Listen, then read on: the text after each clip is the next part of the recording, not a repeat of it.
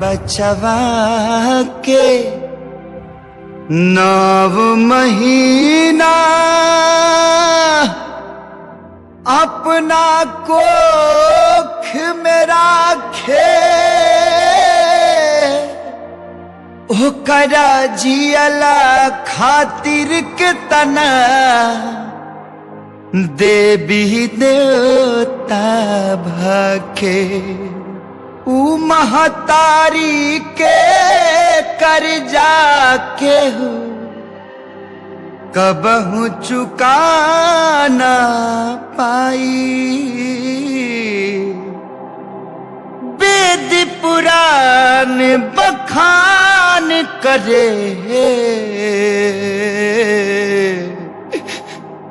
भगवान से पहले हमाई माई हो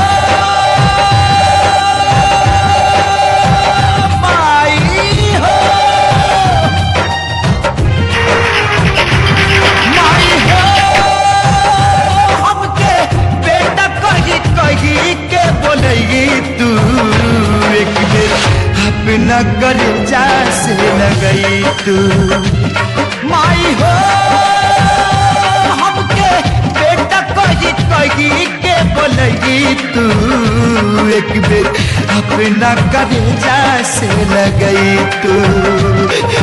ममता दुलार लेके अचरा में प्यार लेके आई तू जसोदा माई आई तू। ममता दुलार लेके अचरा में प्यार लेके आई तू जसोदा माई आई तू।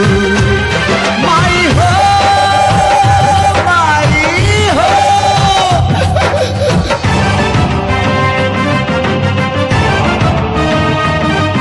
कैसे कैसे कर्जा के इंतजाम करके शहर में जाके खूब पसीना बहा के पैसा कमाता पैसा। यहाँ से हम बहुत दूर चल जाए। अरे ये मनहूस यहाँ से जाई तब मैं घरे कभी पट्टरी। सीप से मोती दीप से ज्योति बोला कैसे दूर रही। सीप से मोती दीप से ज्योति बोला कैसे दूर रही। जेकरा साथे बेटा बाबू माँ कैसे मजबूर रही। जेकरा साथे बेटा बाबू माँ कैसे मजबूर रही। हमरा विश्वास लागल मन में आस जागल हमरो जियरा जुड़ई तू। हमरा विश्वास लागल मन में आस जागल हमरो जियरा जुड़ई तू। माई हो हमके बेटा कही के बोलई तू एक बेर अपना कर्जा से लगई तू माई अपना कर्जा से लगई तू।